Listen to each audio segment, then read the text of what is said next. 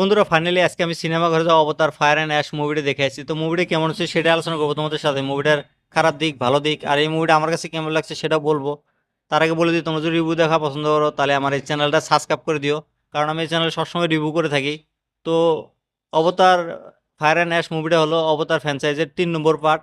এর আগে first part ছিল তোমার 2009-এ, তারপর 2022-এ আসছিল সেকেন্ড পার্ট। তারপরে এটা 3 বছর পর আবার ফায়ার অ্যান্ড অ্যাশ মুভিটা নিয়ে আসে জেমস ক্যামেরন ডিরেক্টর। তো এই মুভির কাহিনীটার কথা যদি বলি, তোমরা যদি আগের প্রথম পার্টগুলো বা সেকেন্ড পার্টগুলো দেখো নাই তাহলে সেকেন্ড পার্ট ফার্স্ট পার্টটা দেখে নিয়ে এই মুভিটা দেখো, তাহলে এই মুভির কাহিনীটা বুঝতে পারবা। নাহলে এই মুভিটা তোমরা হয়তো বুঝতে পারবে না ভালো করে। তো এই মুভির কাহিনীটার কথা যদি বলি, কাহিনীটা দেখাইছে যেখান থেকে সেকেন্ড পার্ট শেষ হচ্ছিল সেখান থেকে এই মুভিটা আগের কাহিনী কি হইতেছে না হইতেছে সেগুলাই তুলে ধরছে আর কি। তো এই মুভির কাহিনীর ভিতরে দেখাইছে যে তোমার যে প্যান্ডোরার যে কিং ছিল, সে তাদের বাচ্চা কাচ্চাকে নিয়ে মানে এখন সুখে থাকতে চায়। তারা মানে যেখানে যায় সেখানে মানে হামলা করে। একটা কর্নাল আছে প্রথম পার্টে আর সেকেন্ড পার্টে, যে সবসময় এই যে হিরোটা আছে তাকে মানে অ্যাটাক করার চেষ্টা করে। তো সে এখন খুব পরেশান হয়ে গেছে তার অত্যাচারে। তো সে আর একটা ভিলেন আছে ফায়ার অ্যান্ড অ্যাশ। তো তারা আর একটা গ্রুপ, তারাও মানে যে যাকে মানে অবতার টাইপের লোক দেখে তাদেরকে মানে তারা মেরে দেয় বা দুশ্মনী করে নেয়।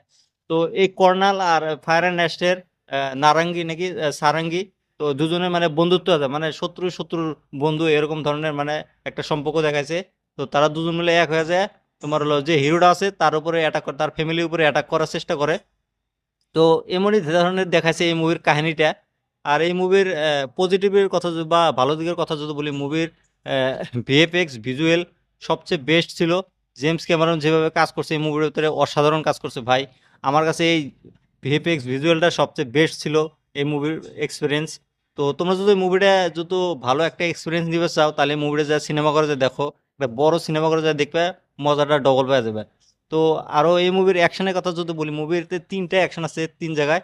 তো প্রথম অ্যাকশন তো একটা মানে কইবার যাইতেছিল সেখানে অ্যাটাক করে দেয়। তারপর দ্বিতীয় অ্যাটাক একটা আছে যে হিরোটাকে আটকেছিল জেল থেকে ছাড়ানোর সময়, তখন একটা অ্যাকশন সিন হয়। আর একটা সিন আছে লাস্টে একদম অ্যাকশন সিন, সেটা বিশাল বড় ফাইট সিন, কমসে কম 40 থেকে 50 মিনিটের ফাইট সিন আছে, সেটা তো অসাধারণ ছিল ভাই। তো সব মিলে মুভিটা একদম অসাধারণ একটা মুভি। আর নেগেটিভের কথা যদি বলি, মুভি ফার্স্ট হাফটাই একদম বোরিং ছিল।